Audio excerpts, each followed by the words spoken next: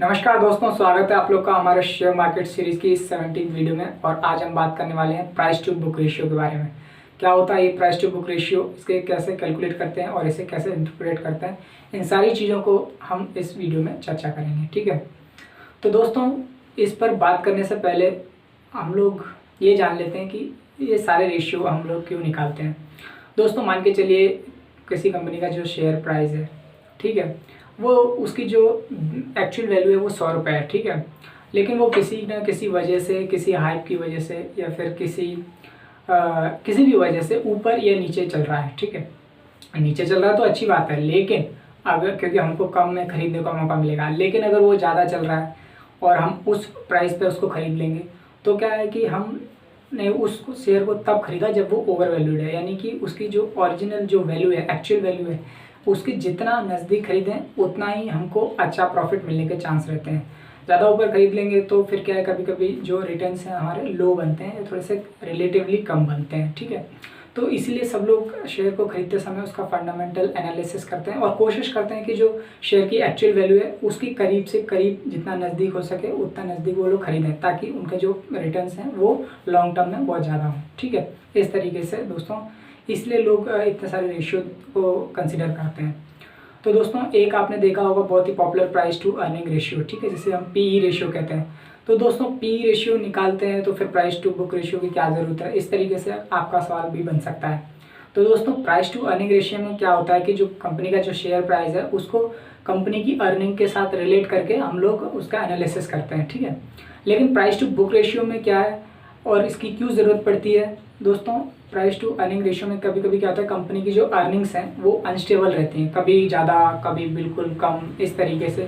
तो हम लोग उस प्राइस टू अर्निंग रेशियो में अर्निंग अनस्टेबल होने की वजह से ठीक से डिसीजन नहीं ले पाते, इसलिए हम लोग प्राइस टू बुक रेशियो को कंसिडर करते हैं, क्योंकि इसमें अर्निंग्स को नहीं बल्कि शेयर प्राइस को कंपनी की जो बुक वैल्यू है, जो बुक वैल्यू पर शेयर है, उसके साथ रिलेट करके देखते हैं और एक डिसीजन लेने की कोशिश करते हैं। ठीक है, इसलिए हम लोग price to book ratio check करते हैं।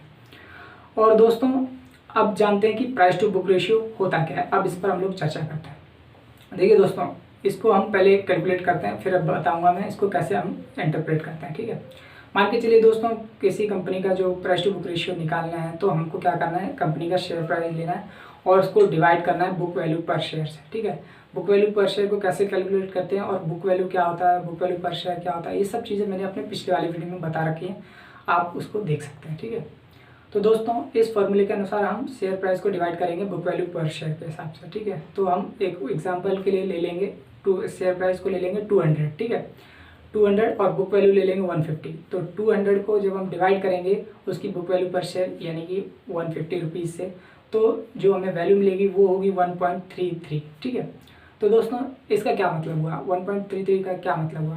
तो दोस्तों मैं बताना चाहूँगा कि अगर किसी कंपनी की जो प्राइस टू बुक रेशियो जो वैल्यू है वो अगर 1 से ज़्यादा होती है तो इसका मतलब ये है कि लोगों के अंदर थोड़ा सा पॉजिटिविटी है, लोग उसके शेयर को खरीदने के लिए थोड़ा ज़्यादा पैसे भी दे रहे हैं। ठीक है, कहीं ना कहीं वो लोग पॉजिटिव हैं कंपनी के बारे में, क्योंकि उसकी जो बुक वैल्यू से जो शेयर का प्राइस है वो बहुत आगे चल रहा है। ठीक है, इसका मतलब ये है। लेकिन अगर किसी कंपनी की शेयर मतलब book value, price to book value जो रेशियो की वैल्यू है अगर 1 से कम आती है, ठीक है, तो इसका मतलब ये है कि कंपनी का जो शेयर प्राइस है अपनी बुक वैल्यू से नीचे है अभी। ठीक है, और या फिर इसे हम अंडर वैल्यूड भी कह सकते हैं। तो ये एक अच्छा मौका बनता है इस शेयर को खरीदने का। ठीक है, लेकिन अगर बुक वैल्यू 1 से ज़्यादा है तो फिर जितनी ज़्यादा है उतना हम कह सकते हैं कि इतना गुना लोग पैसे लगा रहे हैं शेयर को खरीदने के लिए।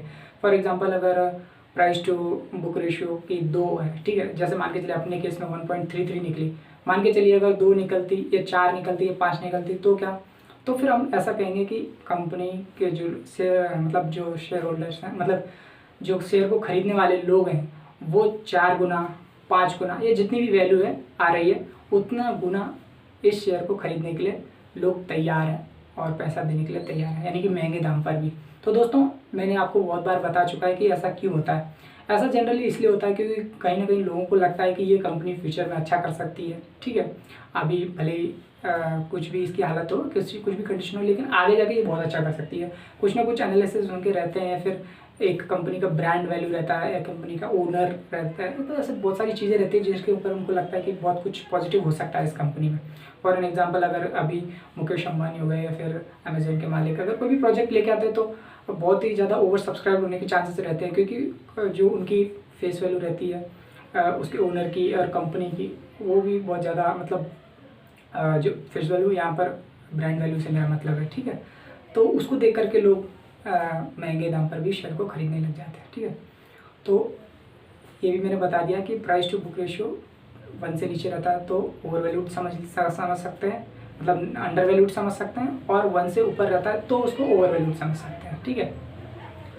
दोस्तों यहाँ पर एक और बात ध्यान में रखने की ज़रूरत है आपको। दोस्तों जब आप कंपैरिजन करते हैं तो आप ये देखें कि आप किस सेक्टर की कंपनियों को कंपैरिजन कर रहे हैं। ये मैं आपको पहले भी बता चुका हूँ, क्योंकि प्राइस टू अर्निंग रेशियो में अर्निंग कंसिडर की जाती है, लेकिन जो प्राइस टू बुक रेशियो है यहाँ पर एसेट वैल्यू को कंसिडर किया जाता है, ठीक है।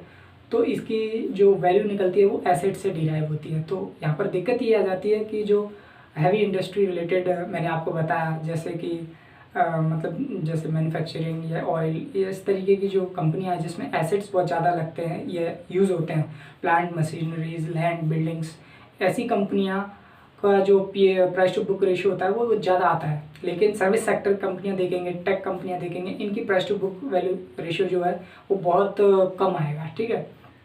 तो मैं आपको यही कह रहा हूँ कि जब आप कंपनी का कंपैरिजन करें तो आप देखें कि किस सेक्टर की कंपनियों के साथ आप कंपैरिजन कर रहे हैं, ठीक है। जैसे कि मैंने अभी बताया, टेक की कंपनियों को लेंगे तो प्राइस टू बुक रेशियो थोड़ा सा कम आएगा, इसलिए वहाँ पर पीई रेशियो देखना ज़्यादा सही रहेगा, ठीक है। और बाकी तो आप जानते हैं कि ये जो price to book ratio value जो है वो इस सेक्टर के बेस पे भी डिफ़र करती रहती है। तो दोस्तों आई होप आगे से जब आप देखेंगे तो ये सब चीज़ें भी ध्यान में रखेंगे, ठीक है, कि कंपनी किस सेक्टर को बिलोंग करती है, उसकी वैल्यू एसेट से डिराइव हो रही है, ठीक है, किससे डिराइव हो रही है, ठीक है।